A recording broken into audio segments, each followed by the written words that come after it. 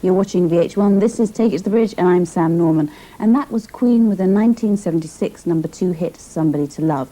Joining me now is Jim Hutton, the man who was Freddie Mercury's lover during the last few years of his life. Jim's written a book about their life together. It's called Mercury and Me. Welcome, Jim. This is the book. Why, first of all, did you write the book? I wrote the book really to, I suppose, ease the loss. I mean, basically the grieving exercise, which it actually has helped me immensely. Has it? It's been sort of... Oh, it has, yes. I'm really beginning to pick my life up again. Yeah. I suppose, as Freddie would say, you know, get on with life, get on with things. Because when Freddie died, it was tough for you, wasn't it? You lost your home. I mean, you moved out. You sort of, your lover, your best friend, your life, a strange life. Yes, everything went. Yeah. I mean, literally everything. What was it? Yeah, because I was quite interested in that. I mean, you were kind of, when Freddie approached you, as you describe in the book, you were working as a barber, weren't you? That's right, yes. And it had nothing to do with the music world. You didn't even know who he was. Nothing really. No, I had nothing at all to do with music, and still don't. It's great, actually. No, I may have heard Queen songs or whatever, but I hear music. That was it. I liked it or I didn't like it. It was immaterial. It actually wasn't really part of my life. What did you think of him when you first met him? I thought he was very forward, actually. I mean, really very forward.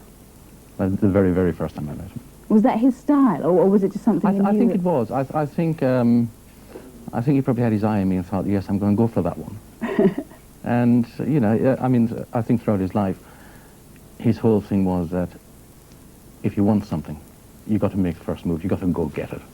Yeah. If you don't get it, well, at least you tried. Because he was very impetuous, wasn't he? He described these great spending sprees. He had to have things, and you were kind of one of those things. It wasn't much as his spending sprees was something else. But yes, as I say, you know, if he wanted something, he went for it.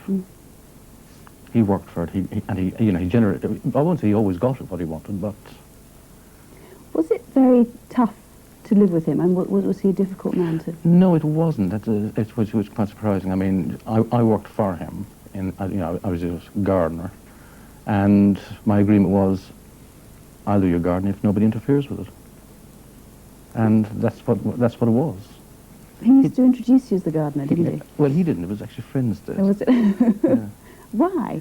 Why so? I suppose it was a lot of protection.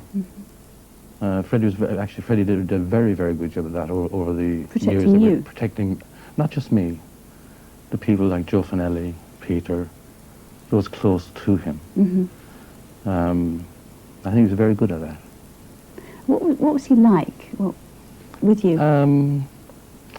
I suppose he's really like any ordinary person you'd meet. You know, there was none of the flamboyance once he was off stage. On stage, yes, you can do what you like.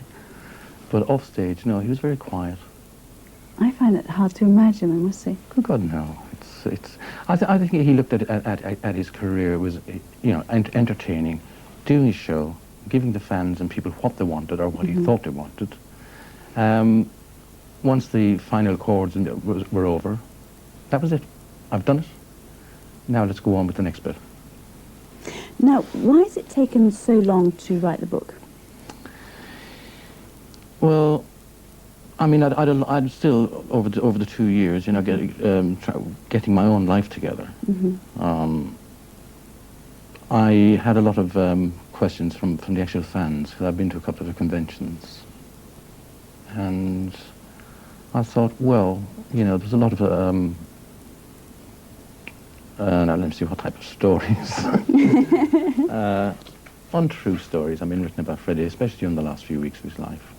For instance? And, well, I mean, basically, this was after he died, you know, I think that the heart-wrenching stories was that he died alone. Basically saying there was nobody there at all. And there were, in fact, quite a lot of you there, weren't there? Well, there were 3 of us there. I mean, there were 3 of us there permanently. And I mean, I think we were rather sick in that you know, that type of reporting. I mean, a lot was just hype.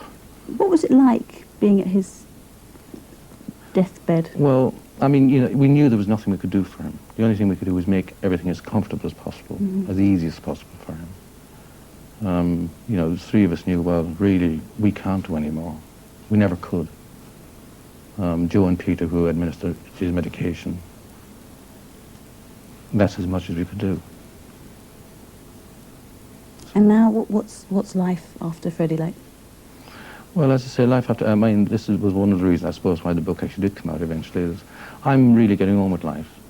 As I say, I think one of Freddie's wishes, I say, would be, you know, okay, I'm gone, so now you must pick up the pieces, get on with your life again.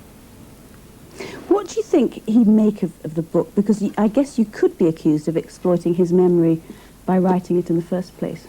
No, I think if Freddie was alive, most certainly. But then again, if he was alive, the book wouldn't come out. There is that, yeah. So it's not an exploitation of his memory. It's like, I suppose, an exploitation of my memory, if anything. But you can do that. That's your prerogative. What's your favourite memory of him?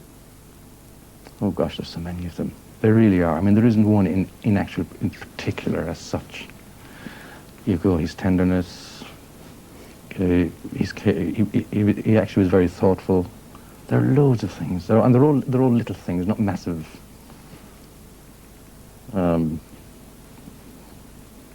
talked I suppose about really his music at the end of the day. If you really think yes, about I wanted to ask you about that. I mean, you talked about how different he was in public to the way he was with you in private. What was it like watching him on stage? Oh, that was something else. Yeah, it really was. I mean, you must have been very proud. I remember the very first time was Live Aid, and I just stood there gobsmacked.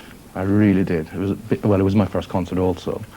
I wasn't in the crowd. I was backstage, and I mean, for those 20 minutes or whatever it was, so I was going, just literally stuck to the floor. I bet it must have been wonderful. It really was. You know, it's the one concert I will remember for the rest of my life.